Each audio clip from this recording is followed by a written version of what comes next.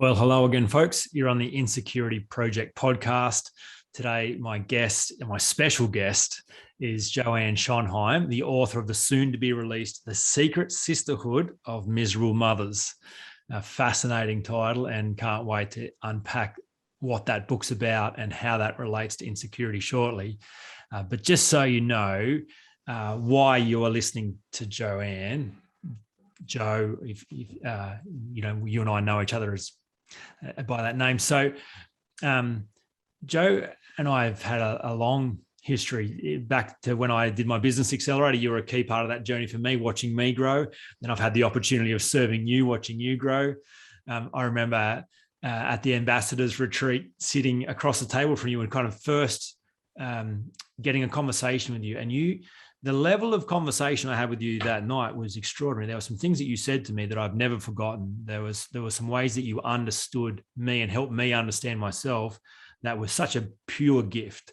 And I knew then that you are a remarkable human being. And it's been so exciting getting to know you and watching you grow. And I'm just stoked to see this book, which has been inside you for some time, finally coming out. And we've talked about doing a podcast recording for some time now. And it's a great day that we're finally here recording this, because I'm sure there are lots of people and lots of mothers in particular who will benefit from this conversation. So thanks so much for being on the show and welcome.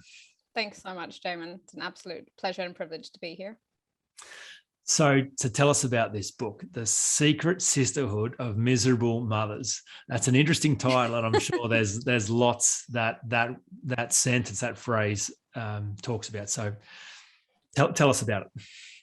Cool. I think the most important part of that title, and I've put a lot of thought into each one of those words. One of the key things is the word secret. I think there's a lot of implied shame around women who struggle with the concept of motherhood. And it's also I want to make it very, very clear that I'm not talking about women that don't love their children.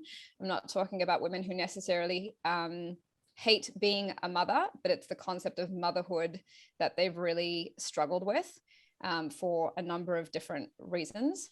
So I want to be able to lift back the veil and talk about that shame. I think that shame creates an enormous amount of unnecessary suffering.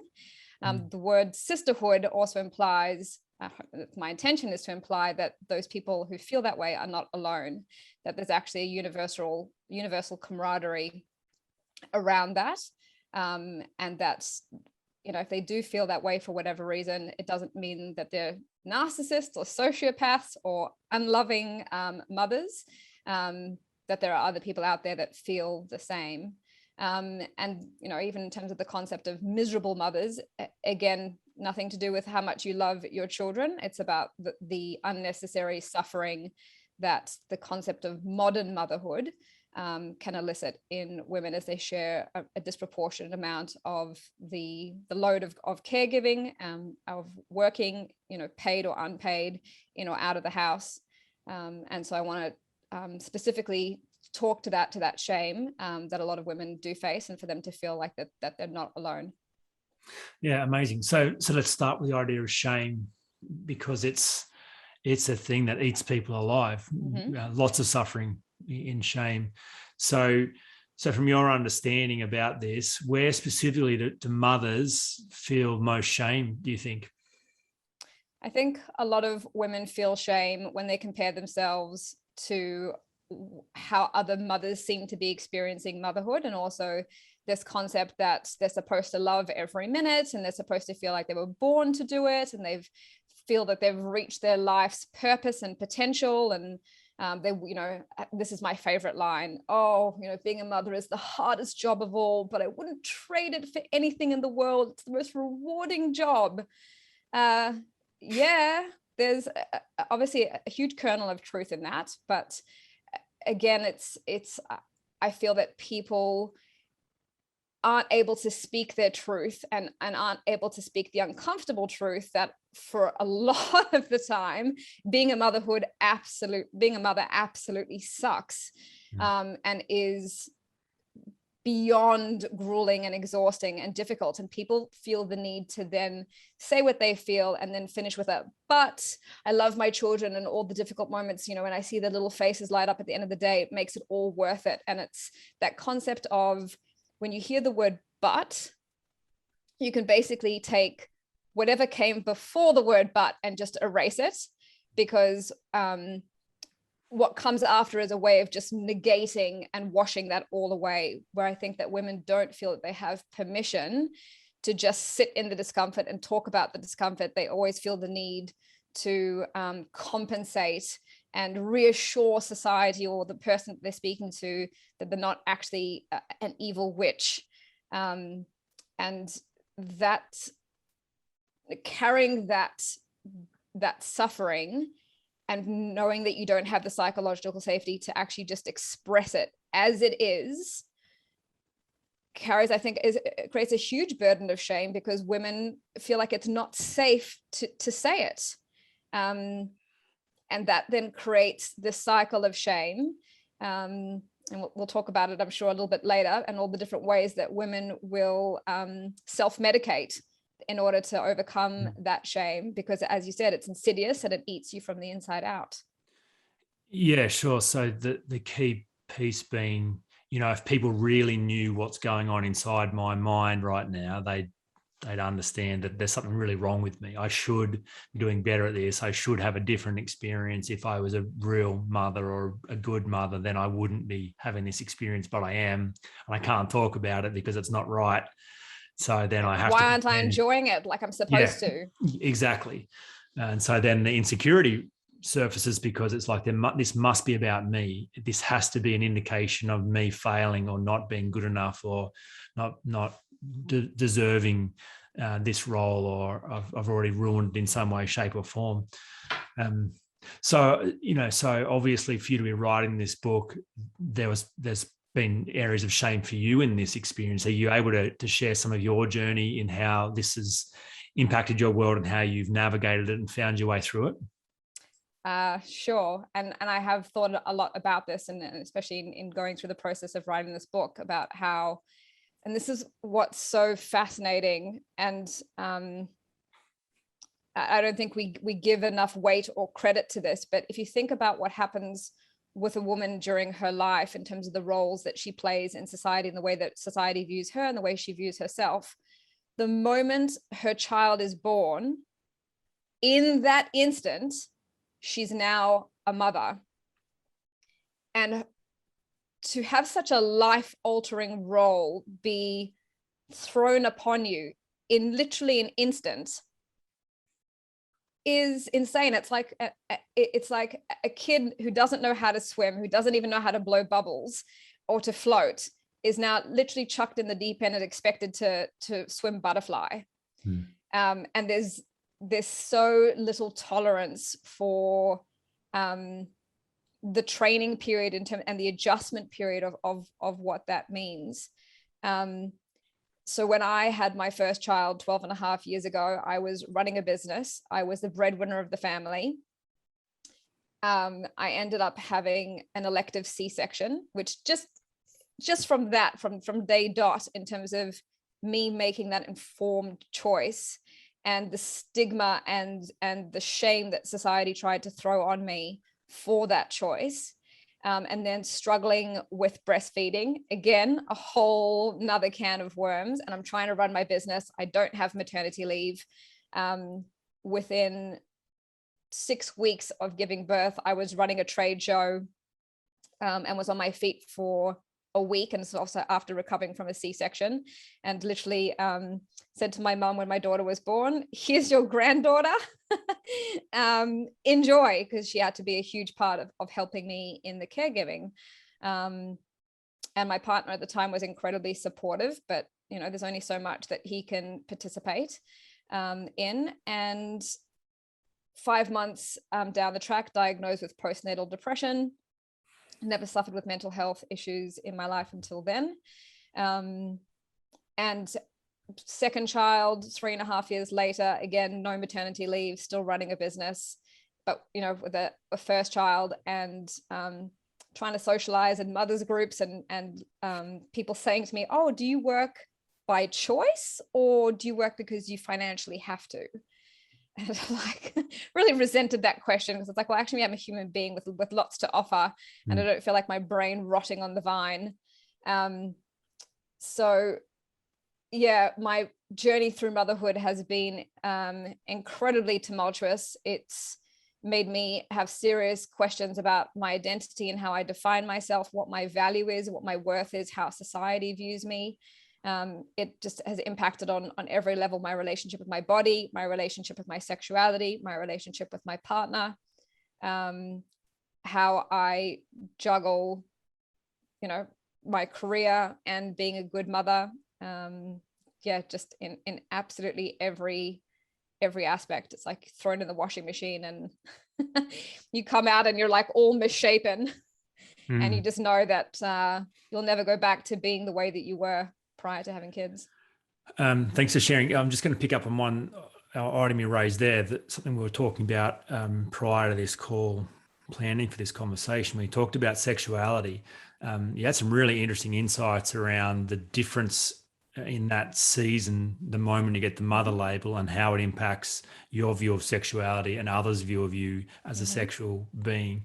Can you share some insights around that? I think that would be very useful. Sure. So, you know, unfortunately, it starts with, you know, the moment you hit puberty and yeah, even earlier than that, to be honest, which is so wrong on so many levels, but it's a global truth in terms of being objectified sexually. I guess the moment that you start to sexually mature in terms of puberty, that's when you become aware of it. And in your early 20s, you know, you're out and you're dating and you know potentially have multiple partners, and you're very much objectified in society as a sexual being, and you get hit on a lot and catcalled and sexually harassed. And not that that stuff necessarily ever actually goes away, but for me personally, it was definitely heightened in my 20s. Then, you know, you may go on to get married, so you get engaged, and that then becomes another shift in your identity, of the fact that you're now seen as taken, or you feel in your own sense of identity that you're now taken, that you're now lovable enough that someone chose you as their person. And even that from an insecurity perspective, of feeling that validation that I think a lot of women get of maybe this will make me feel like I'm enough, that I was lovable enough that someone chose me to spend the rest of their life with me. And then you may go on to choose to have children. And again, the moment you become pregnant and that starts to become visible, it's like you're taken off the shelf in terms of of people's sexual ownership over you, or thinking that they have access to that. And again, that's another shift in your identity. And then, you know, you're pregnant, you've got this massive belly, and it's very much you're now in the space of being a mother. And again, your identity shifts. And then you have that baby, and, you know, you're walking through the streets pushing a stroller, or your baby strapped to your chest. And again, like your identity is completely changed, and that sexual part is largely removed, and that can be really disconcerting and disorienting, because essentially you are still the same person inside, and you don't receive necessarily as much attention from the outside as you did, and that can be a little bit disorienting, because you've also got a different relationship with your body. It's changed, it's given birth to this human being. It doesn't look the way that it did before. And so all these different stages that impact a woman, whereas when a man decides to propose to their partner and gets married and they fall pregnant and they have a baby, to the outside world, he largely looks exactly the same. And people wouldn't have a clue what stage of life he's in terms of his relationship, and how he feels about his sexuality isn't necessarily indifferent. Not that I can actually speak for men, as I'm clearly not one. But for me, it really does seem starkly different in terms of how that affects and impacts women as versus how it does men. And also the short space of time that happens in. And then, once you've got older children and you start becoming, perimenopausal and menopausal again, I assume there's a whole other shift that happens in that stage as well. Yeah, so fascinating for you to spell it out like that. And for those stages to kind of happen externally, so many of them are controlled. So visible. Yeah, that they are so visible, and you're not really choosing to go through those changes. They're just happening around you. So, clearly the coaching framework would talk about the illusion of no choice and stepping out of giving power away to culture or external things, and the responsibility of the individual to choose their own way through that. So what's the hope for women and mothers? What's the plan to go, yeah, cool, there's going to be a bunch of really interesting challenges that you're going to notice or not notice until you've gone through them. And this is going to affect you in a whole bunch of really interesting and painful ways. So what are they to do? I think for me personally, what I've learned is to become really aware of validation, and where I was drawing that validation from. That also obviously all ties into the concept of insecurity. And I think when you're a young girl or a young woman and you get all this attention, and most of the time unsolicited attention from men, your ego can end up really thriving on a lot of that, the stuff that's wanted, because you're seen as, it makes you feel desirable, and that boosts your ego. And when that starts to fade away, if you don't have a really strong internal scaffolding, I call it, in terms of the way that you have the ability to self-reference and still feel attractive and still feel sexy and still feel connected to your sexual being, that can end up being, you can end up with, very, very little and feeling deeply insecure, because your whole strategy until then had been to reference that externally. And if the way that the external world now views you is different and is giving you different or far less feedback, validating that, then you can end up feeling really lost and deeply insecure. And what I would strongly encourage women to do is to have a look at how they reference their sense of self-esteem and their self-worth and their attractiveness. Are you externally referencing that and resourcing from there, or are you able to feel that way about yourself? And once you're able to realize that perhaps you have been outsourcing the heavy lifting of that to others, and especially men, and you start building that internal scaffolding yourself, you can take back your sexual power and reconnect with your sexual identity, and feel great in your skin and feel great in your body, and realize that, well, just because you're a mother doesn't mean that you stopped living and you stopped being a sexual being. So yeah, I would look at where you're referencing that and have a look at the quality of your internal scaffolding. Yeah, it's really interesting and very useful. Do you think sometimes the challenge is, so if a woman's getting all their validation, being a sexual being, being desired, being attractive, and then the physicality changes, the season changes, do you think sometimes the mother then looks for validation then from their children to go, okay, now it's these kids that are there to give me a validation and approval, and I'm going to seek their connection, their love, their closeness to feel like I matter and I'm a good person? Absolutely. So they're swapping out from a strategy that doesn't serve them nearly as well as it used to in the previous season to one that they have far more control over, because the children obviously need them. They're, captive audience. And I find that to be a really dangerous strategy. And I think that's one of the things that I really struggle with in motherhood, was I could see that trap of women connecting their oh, now I've discovered my life's purpose. It's to be the mother to this children. I don't mind making all of these sacrifices because it's worth it. And that was what I was put on earth to do. And for me, that I always live by the mantra of, you're not having a baby, you're actually having a bald 40-year-old. Because well, if they're a boy, that, you know, potentially there could be a bald 40-year-old. But my joke implies that the idea that you're having a baby is nonsense. That you're having a baby for the blink of an eye. Wow. And then they grow up and they become, that, you know, they replace you and they'll become a grandparent one day. You are not having a baby. So attaching yourself to that strategy, thinking that that's your life's work, is to me foolhardy, because that's a really short-term strategy. And again, you're externalizing it. You're not building that scaffolding. And of course, your children are going to love you and need you. They're biologically wired for connection with you because they need you for sustenance and safety and shelter. Like, it's like the concept of saying to someone, tell me that you love me. They can tell you that. But the fact that they were forced to, does it really have the worth that you think it's, and make you feel all good inside? And I'm not saying that children don't love their parents or, you know, their mothers. That's not what I'm saying at all. But I think that, and for me, I define myself as my identity as a mother is just one of like 8 or 10 different ways that I identify myself. And it's certainly not number one. Does it take the most of my time and my resources? Absolutely. But I don't give it that same weight just because it consumes my resources and my time.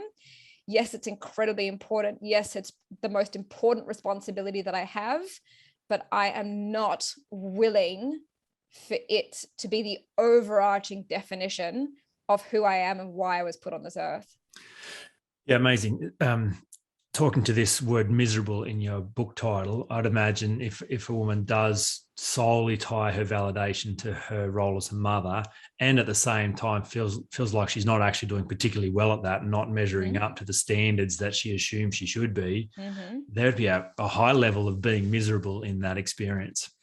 Oh, absolutely. And, you know, I think it shows up in no more of an apparent way than the jokes that you hear about day drinking. About day drinking? About day drinking. I have a mug that a good friend of mine bought for my birthday a couple of years ago, and it says, "This could be wine." It's a coffee cup. Yeah, sure. You know, and women will joke of, you know, 10 a.m., 11 a.m. after they've dropped the kids off, is it too early to start drinking? And that's become like the socially acceptable way of commiserating the misery of motherhood, because again, they can't freely and without judgment of themselves, regardless of what society thinks, judgment of themselves. And again, that's where the shame comes in, of the fact that it is absolutely brutal and grueling and relentless, and most of the time completely unrewarding. And women, I think, feel shortchanged by the role that they have and the disproportionate responsibility that they have. It takes 2 people to make a baby.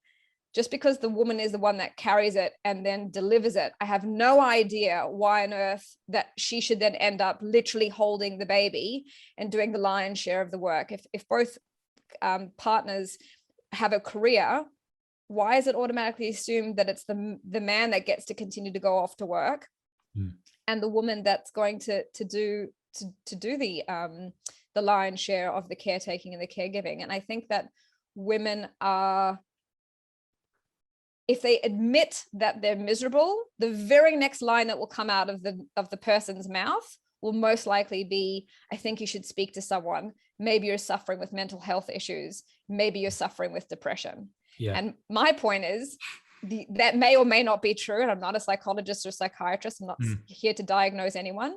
But actually, maybe women aren't suffering with as many mental health issues as are diagnosed, or they are, but fixing it at where it shows up as the symptom is not actually fixing the issue. You've got to go back upstream and find where the issue is starting in the first place. Because if the hard work was done at the source, which is the resentment, the shame, the disproportionate level of work that women are expected to do, and the ridiculous standards that we set for ourselves and society sets for us of being these godly earth mothers, then maybe downstream you wouldn't have all these women being diagnosed with mental health issues. Yeah, that's good. Tell me about the impact on this has on kids. So, you know, if a mother kind of just surrenders into this idea of, yep, I am a mother now and this is my role and I'm not good at it, but, you know, then the solace they take is, well, if I go last and put my life on hold and put everything into this, then at least I'm setting my kids up. I'm pouring all my resources into them. So at least that's going to be good for them. Do you think it is actually good for them when a mother's miserable and in shame and carrying all these necessary labels? So two things with that. One is, I think a lot of women wake up one day, realize that they're actually miserable, and wasn't expecting the journey to be this way, but realize that, you know, it's their bed, they made it, now they need to lie in it, and they're literally the one left holding the baby, and they've got to make the best of the situation. So they transfer their disappointment with their unfulfilled potential that they've potentially now had to resign and put on hold or just bury forever, and then pour that ambition and aspiration into their children of, I'm doing all of this so that they can have a great life and they can live their best life and they can go and become astronauts and be women in STEM and be high achieving and all the rest of it. So I think there's a transference of ambition from themselves onto their children, which I think is deeply unfair on the kids and on the mother as well, because she shouldn't have to bury her ambition. And the second part is, give me 1 second, remind me what Well, just talking about, is this actually good for the kids? Yeah, good for the kids. Thank you, of being a miserable mother.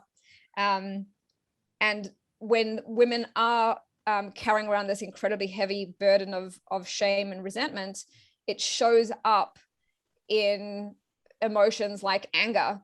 And then you could end up being an angry mom that's constantly like yelling at their kid and frustrated with them and trying to micromanage them and control them as a way of expressing the fact that they feel so out of control of their lives and lose the ability to emotionally regulate like an adult, like they should be able to. And so I have no idea why, I want to be a mother. I don't want to be a martyr. Like if you've ever grown up or been under the stewardship of someone who shows up as a martyr, it's hell. And yeah, the kids don't benefit from that at all. And you're also then literally writing them a roadmap of, modeling this behavior, modeling how you show up in life, modeling how you regulate your emotions and whether you're just surviving versus thriving. And then chances are your kids will go off and propagate that too, because that's what being a mother looks like. That's how I grew up. And it wasn't fun. Yeah, wow. It's an incredible thing to think about the big picture implications of living this strategy. And, clearly people are doing the best they know how to, and people get stuck all the time because they're like, well, I don't know any other way. And then they just bunker down. So the wonder of what you're doing is giving hope, because you're presenting an alternate choice and you can think about this differently. So tell me a bit about the hope that you see. Like what is the alternate available to mothers and women?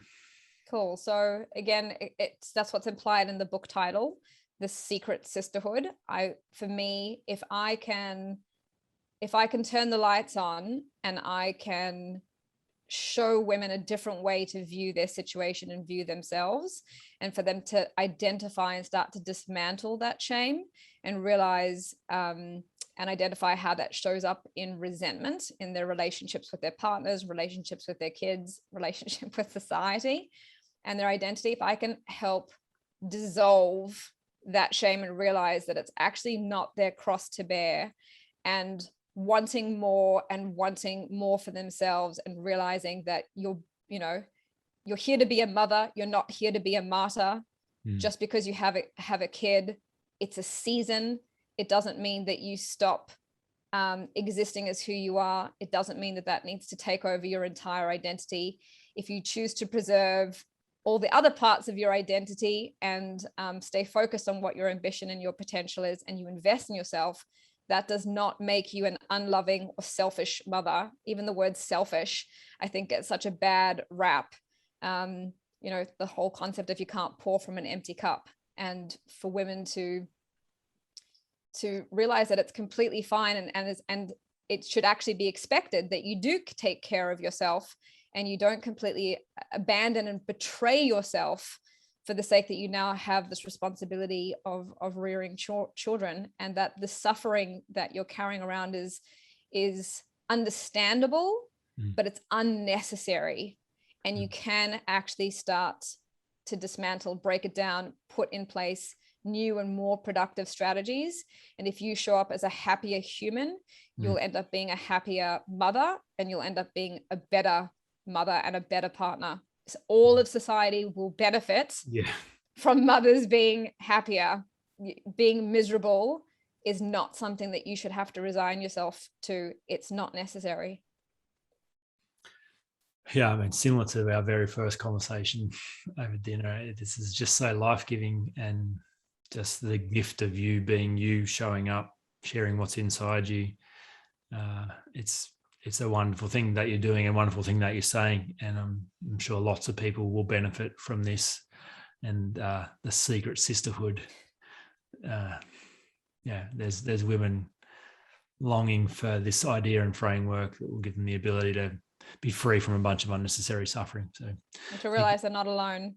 Yeah, that's the thing. That's such the trap. I'm the only person who's ever felt like this, thought like this, struggled like this. Clearly, it can't be true. Not a bad person. Yeah.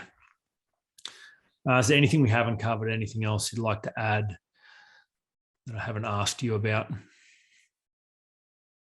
I could talk for days about this. I can see. Yeah. For those who are hearing this and it's firing off all kinds of interesting emotion and alternate thinking, what do you suggest they do next if this is lighting them up? I suggest they start having some real honest conversations with themselves. Maybe start with journaling, because I think you first need to give yourself permission to feel what you feel and to just do a brain dump where there's no fear of judgment or retribution. Because I think once you turn the lights on and you lay it all out in front of you, just the release and the relief of admitting and shining a light on stuff that you've probably buried so deeply. And that's why it's manifesting and showing up in all sorts of unproductive, unhappy ways. I think that's absolutely the first step, is to identify it before you then start to dismantle it. And I would suggest that you do lots of reading, start having conversations with other women, and it could be not people in your inner circle. You'll probably find that you'll be able to have more honest, open conversations with strangers than you will people in your inner orbit, because you'll fear less of judgment. And I think the key thing to realize, and this is something I learned from you, Jamin, was the fear of judgment that you have of other people's opinions of you is actually not the problem. It's your own fear of your own judgment of yourself. That's the problem that needs to be solved. Because if you can stop judging yourself for feeling this way, that's when you can really start to make progress, and start to move forward, and stop using words like should and need, which again, as you taught me, is just laced in judgment. So I would seriously invest in upping your EQ and get stuck into some really great personal development work, and realize that the suffering of the shame is a choice, and it's actually unnecessary, and you're not doing yourself or anyone or your children any favors. When's this book going to be available? I am bunkering down over the next few months to make some serious headway. I guess the universe will show me when it's ready to be ready. Hopefully sooner rather than later, hopefully within the next 12 months. Wonderful. Well, thank you so much for sharing the wisdom as a sneak peek of what's available in that book, and all the best writing. That's very meaningful work that you've put your hand to at the moment. Thank you so much, Jamin, for the opportunity. And if our conversation has helped just one woman around the world, then it would have all been worth it. So thank you so much for the opportunity. Yeah, my pleasure. All right, we'll leave it there.